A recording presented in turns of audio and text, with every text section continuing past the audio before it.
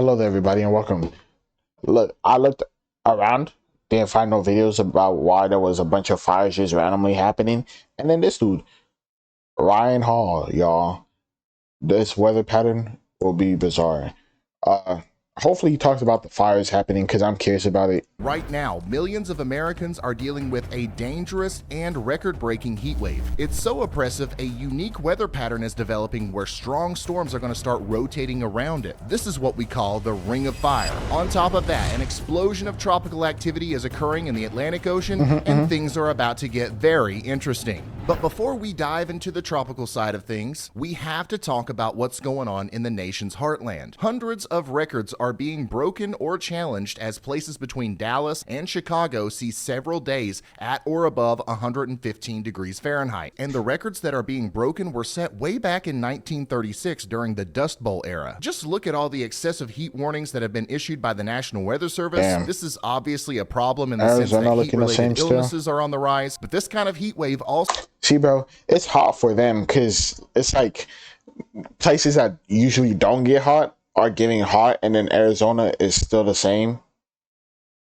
And I live in Arizona, so also puts heavy stress on the power grid. Due to the excess demand in energy, I would not be surprised at all to see temporary power outages in the areas where the hottest temperatures exist for extended periods of time. But there is relief in sight. This weekend, the northern side of the high pressure ridge that's causing this heat wave will collapse on itself. And that's going to allow for the jet stream to dip lower into the US, bringing down cooler air. But the farther south you live, the longer it's going to take for this relief to get to you. In places like Texas and Louisiana, it could be early next week before we see the temperatures start to go down. But that actually leads us to another problem, the Ring of Fire. You see, the area of high pressure that's causing this heat dome is one for the record books. It's so strong, it's pushing the jet stream up and around it like this. This makes the center of the dome impenetrable to storm systems. But instead of just disappearing, the storms catch a ride on the jet stream and just go around it like this, hence the Ring of Fire. And it's not uncommon for these storms to get a boost as they go over the ridge, kind of like the acceleration you get when you go down the initial fall of a roller coaster. And this is exactly why we have a chance for severe weather in the Ohio Valley on Thursday. A fast-moving piece of energy rounding the heat dome will race through the Great Lakes region from Canada. And since the heat dome will be so rich with moisture, some of that will actually help fuel the firing of new storms on the southern side of the system. Severe winds, hail, and an isolated tornado or two cannot be ruled out. And that's actually going to continue into Friday from Kentucky over into the Mid-Atlantic region, where once again we have the real chance of seeing severe weather thanks to our Ring of Fire. But this system is just one of many that we're going to see coming over the next week or so. And as each one progresses through, they're going to chip away at the heat dome bit by bit. Eventually, the jet stream is going to be able to send rain and storms as far south as Kansas, Oklahoma, and Texas. Slowly but surely, the high pressure ridge will weaken out and areas of moisture will work over these drought-ridden zones. I think by Wednesday of next week, everyone will have seen at least a sprinkle that was once under the oppressive heat dome. And the temperatures will be cooling down a lot too, but we need more than a sprinkle out here. The drought is getting really bad in certain parts of the central US, and there is one thing that could potentially allow for enough moisture to come into the country to really make a difference this time of year. I'm talking about hurricanes. As bad as they are for the coastal areas, this could be a drought-busting solution for everyone that's needing rain. Imagine the central US as a really hungry person. Well, a Gulf of Mexico moisture-loaded tropical system is looking like a steak dinner with baked potatoes right now, and it looks like dinner may actually be served soon. An explosion of tropical activity is currently happening in the Atlantic Ocean, and what happens with these storms is going to seriously alter our weather patterns here in the US as we go into September. But before we get into all that, your dinner is about to be served thanks to today's sponsor, Factor, healthy eating made easy. Y'all have heard I was expecting somebody else. The time to cook portable to find top of the off. I was expecting the other one. Let's get back into the video. As of filming this video, there are 4 areas of interest in the Atlantic Ocean. This entire area has blown up with activity over the past week or so. Just the other day, Tropical Storm Harold formed, and it made landfall in South Texas over the course of what seemed like a blink of an eye. And now we're looking at potentially seeing Idalia and Jose form in the near future. The 2 areas of concern that I'm most interested in are Franklin and these thunderstorms down here closer to Central America. America. Franklin is currently causing torrential downpours and flash flooding in Haiti and the Dominican Republic. However, as soon as tomorrow, it's expected to weaken a bit and drift off to the north and east. But some models show the storm start to gain strength again as we go into late next week. If this happens, there's a chance that Franklin could come towards the US, and there would be absolutely nothing stopping it from becoming a hurricane, as the sea surface temperatures out here are still off the charts warm. But remember how we talked about how the heat dome was going to break down in the continental US and how that would allow for the jet stream to dip farther south? Well, the timing for that could not be more perfect, because it very likely will be our saving grace here. According to the Euro model, a dip in the jet stream will sweep across the eastern US just in time to swat Franklin away. This would either push it towards Nova Scotia towards the middle of next week, or it could get flung all the way out to sea and not really bother anyone. But there's also a slight chance that the models are wrong about the timing and placement of the jet stream that's coming in to save the day. If it takes longer for the heat dome to break down, the dip in the jet stream may not extend out into the Atlantic Ocean until Franklin has gotten much closer to the US. This could actually lead to the storm heading towards the Carolinas or even the mid-Atlantic region. It could even lead to a situation where the storm just kind of rides the coast like a nor'easter. But we're really just too far out to make any definitive predictions right now. If I lived on the East Coast, I would be watching this one just in case. Now, another area of interest I am invested in is down here near the Yucatan Peninsula. Later this week into this weekend, an area of thunderstorms will form over the peninsula and move into the Gulf of Mexico. From there, it's going to have untapped access to some of the warmest waters we have ever seen, and it could rapidly develop into a hurricane as it moves towards the US. This would be a worst case scenario, and once again, it's too early to be taking any of this as gospel, but this is exactly what I've been hooting and hollering about for months. If a storm can get going out here, there's a good chance it's going to be bad. Earlier runs of the Euro model turned this into a major hurricane and slammed it into Florida by the end of next week. But the GFS, another very reputable forecast model, doesn't see it at all. All we can do at this point is just hope for the best and stay updated on the latest information as it comes out. And remember,